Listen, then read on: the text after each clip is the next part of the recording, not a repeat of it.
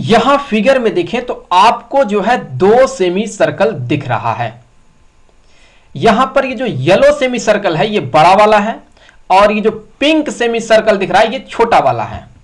तो यहां पर इस तरह से दो सेमी सर्कल हैं और ये दोनों सेमी सर्कल कुछ इस तरह के हैं कि यहां पर इस बड़े वाले सेमी सर्कल का सेंटर O है और इसका रेडियस यहां पर 21 है और ये जो छोटा वाला सेमी सर्कल है इसका सेंटर यहां पर P है और इसका रेडियस यहां पर ये 6 यूनिट है। और यहां पर ये जो टैंजेंट लाइन है AB ये यहां पर जो है 36 यूनिट का है। तो फिर हमें यहां पर जो है इन दोनों ही सेमी सर्कल के बीच में ये जो डिस्टेंस है x यही हमें यहां पर पता करना है कि ये x कितना होगा। तो यहां पर जो है इस x के वैल्यू को पता करने के लिए हम सबसे पहले क्या करेंगे, सबसे पहले यहां पर हम अप्लाई करेंगे सर्कल थ्योरम। सर्कल थ्योरम क्या कहता है कि यहां पर जो है जो टैंजेंट होता है किसी सर्कल पर और उस सर्कल का जो रेडियस होता है वो हमेशा एक दूसरे के परपेंडिकुलर होता है। तो अगर ये AB यहां पर जो है ये टैंजेंट लाइन है और यहां पर जो ये OA है ये इसका रेडियस है, तो फिर ऑब्वियसली हम कह सकते हैं कि यहां पर जो है ये एक दूसरे के परपेंडिकुलर होगा। सिमिलरली यहां भी हम कह सकते हैं कि ये एक दूसरे के परपेंडिकुलर होगा क्योंकि ये यहां टैंजेंट और रेडियस है।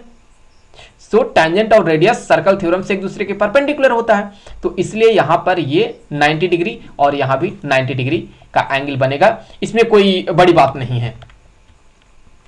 अब यहां से हम आगे बढ़ते हैं। अब हम क्या करेंगे, अब हम यहां पर जो है इस AB के जो है पैरेलल यहां पर हम एक पैरेलल लाइन ड्रॉ करेंगे यहां पर कुछ ऐसे। तो हमने क्या किया, हमने यहां एक पैरेलल लाइन ड्रॉ कर दिया इस AB के कुछ इस तरह से। अगर ये यहां पर एक पैरेलल लाइन है, चलिए इस पॉइंट को हम नाम दे देते हैं फिलहाल। ये जो पॉइंट है ये वाला पॉइंट ये मान लेते हैं ये है E। तो ये जो EP होगा ये EP किसके पैरेलल होगा, ये इस AB के पैरेलल होगा। तो फिर यहां पर आपको एक पैरेललोग्राम दिखेगा। तो हम कह सकते हैं कि यहां पर AEPB ये एक पैरेललोग्राम है। अब अगर ये एक पैरेललोग्राम होगा तो हम कह सकते हैं ये जो AB है, ये जो AB है ये AB यहां पर जो है EP के पैरेलल होगा। सिमिलरली यहां पर हम कह सकते हैं कि ये जो PB है ये यहां पर EA के पैरेलल होगा, कह सकते हैं हम। तो अगर यहां पर जो है ये पैरेलल है तो फिर अगर ये PB यहां पर जो कि इस सेमी सर्कल का, इस छोटे वाले सेमी सर्कल का रेडियस है, तो हम कह सकते हैं ये जो EA होगा ये भी यहां पर 6 यूनिट का होगा। तो हम यहां पर ये कह सकते हैं कि ये जो है ये कितने यूनिट का हो गया, ये यहां पर 6 यूनिट का हो गया। अगर ये यहां पर 6 यूनिट हो गया, कौन, ये EA ये 6 यूनिट हो गया और यहां देखें ये OA ये कितना है, ये 21 यूनिट का है। तो अगर हम इस 21 में से इस 6 को घटा दें तो हमको यहां पर ये लेंथ मिलेगा, ये OE मिलेगा जो कि होगा यहां पर 15 यूनिट का। तो ये वाला कितना होगा, ये होगा 15 यूनिट का। तो हम कह सकते हैं यहां पर जो OE हमें मिला है ये कितना मिला है, ये मिला है हमें यहां पर 15 यूनिट।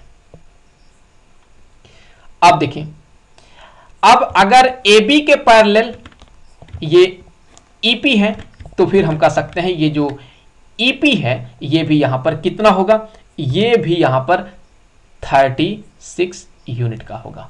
तो इसे भी यहां पर लिख लेते हैं। तो यहां पर हमें मिला जो EP है ये EP कितना मिला है हमें यहां पर ये 36 यूनिट का मिला है। अब आप देखिए यहां पर आपको यहां पर जो है ये एक राइट ट्रायंगल मिल रहा है। क्योंकि यहां पर हम कह सकते हैं ना कि ये वाला जो एंगल होगा ये भी यहां पर कितना होगा, 90 डिग्री का ही होगा। तो अगर ये भी 90 डिग्री का होगा तो फिर ये बन गया ना एक राइट ट्रायंगल। अब अगर ये राइट ट्रायंगल बन गया तो यहां पर जो है O से लेकर के C तक का ये क्या है, ये इसी सेमी सर्कल का रेडियस है। तो ये कितना होगा, ये यहाँ पर 21 होगा, तो ये कितना हो गया, ये हो गया 21। और इसी तरह से अगर आप देखें यहाँ पर जो है ये PD, ये क्या है, ये हम कह सकते हैं जो PD है ये इस छोटे वाले सेमी सर्कल का रेडियस है जो कि 6 यूनिट है, तो यहाँ पर ये हो गया 6 यूनिट। तो O से लेकर के अगर आप P तक का टोटल लेंथ देखें तो ये क्या होगा, ये होगा 21 प्लस x प्लस 6, तो ऐड कर ले तो ये हो जाएगा यहाँ पर x प्लस 27। तो यहाँ पर जो है ये जो OP है ये इक्वल हो जाएगा x प्लस 27 के। तो अब हम इस राइट ट्रायंगल में जो है हम क्या करेंगे, हम यहां पर पाइथागोरस थ्योरम अप्लाई करेंगे। तो यहां पर ये जो ट्रायंगल हमें मिला है, ट्रायंगल OEP, इस राइट ट्रायंगल में हमें जो है पाइथागोरस थ्योरम अप्लाई करना है।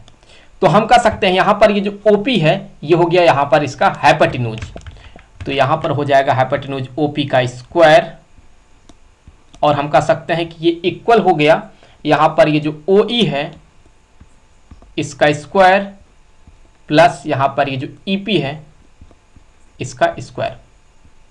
चलिए वैल्यू यहां पर रखते हैं, तो OP कितना है, OP यहां पर जो है x प्लस 27 के इक्वल है, तो इसका ये हो गया whole square, equal to OE कितना है, ये हो गया 15 का होल स्क्वायर, प्लस ये जो EP है ये हो गया यहां पर 36 का होल स्क्वायर। हम क्या करेंगे, अब यहां पर इसको हम एक्सपेंड करेंगे, तो ये हो जाएगा x square plus 54x plus 27 का जब आप स्क्वायर करेंगे तो ये हो जाएगा 729 इक्वल टू 15 का स्क्वायर ये हो जाएगा 225 प्लस ये 36 का स्क्वायर करेंगे तो हो जाएगा ये 1296 के। तो यहां से ये हो जाएगा x square plus 54x plus 729 equal to square कर लीजिए आप, तो आपको मिलेगा ये हो जाएगा 1521 के। तो यहां से x square plus 54x plus 729 और इसको इधर लाइए तो हो जाएगा माइनस 1521 इक्वल टू 0। तो यहाँ से x square plus 54x minus यहाँ आप इसमें से इसको सब्ट्रैक्ट करेंगे तो आप पाएंगे कि हो जाएगा माइनस 792 इक्वल टू 0। तो यहाँ पर देखें तो हमें एक क्वाड्रेटिक इक्वेशन मिला है। हम क्या करेंगे, हम इस क्वाड्रेटिक इक्वेशन को सॉल्व करेंगे। तो यहाँ पर हमें x के दो वैल्यू मिलने वाले हैं। तो चलिए देख लेते हैं कि x के वो दो वैल्यू क्या होंगे। तो यहाँ पर हम कह सकते हैं ये हो गया x स्क्वायर प्लस 54x को हम क्या लिखेंगे, यहाँ पर हम लिख सकते हैं 66x minus 12x minus 792 equal to 0। क्यों? क्योंकि अगर आप इसमें से जो है इसको सब्ट्रैक्ट करें तो आपको ये मिलेगा, और अगर आप 66 को 12 के साथ मल्टीप्लाई करें तो आपको 792 मिल जाएगा। तो यहाँ पर आगे बढ़ते हैं। अब यहाँ से हम कह सकते हैं कि x स्क्वायर और ये जो 66x है, x स्क्वायर प्लस 66x जो है, इसमें से हम x को कॉमन आउट कर लेंगे तो x प्लस 66 बचेगा, और माइनस यहाँ से अगर हम 12 को कॉमन आउट कर लेंगे तो ये हो जाएगा x प्लस 66 इक्वल टू 0। तो फिर यहाँ से हो जाएगा क्या, x प्लस 66 एक ब्रैकेट में लिख सकते हैं, और ये हो जाएगा x माइनस 12 एक ब्रैकेट में, ये हो गया इक्वल टू 0 के। तो अब अगर आप देखें हम कह सकते हैं कि x प्लस 66 ये इक्वल है 0 के, और यहां से हम कह सकते हैं x इक्वल टू हो गया माइनस 66 के। देखिए x का ये जो वैल्यू हमें मिला है ये हमें नेगेटिव मिला है, और x क्या है बेसिकली, ये इन दोनों सेमी सर्कल के बीच का डिस्टेंस है, अर्थात एक लेंथ है, और ये नेगेटिव नहीं होता है, तो ये यहां से रिजेक्टेड हो जाएगा। अब देखिए जो है जब हम यहां x माइनस 12 को x माइनस 12 को हम 0 के इक्वल करेंगे तो यहाँ से x जो होगा ये इक्वल हो जाएगा 12 के। तो देखिए यहाँ पर हमें x का एक पॉजिटिव वैल्यू मिला है, तो ये यहाँ पर जो है एक्सेप्टेड होगा। तो यहाँ पर हम कह सकते हैं जो x का वैल्यू मिला ये मिला हमें 12 यूनिट्स। तो इस तरह से हमको यहाँ पर x का वैल्यू मिल गया है।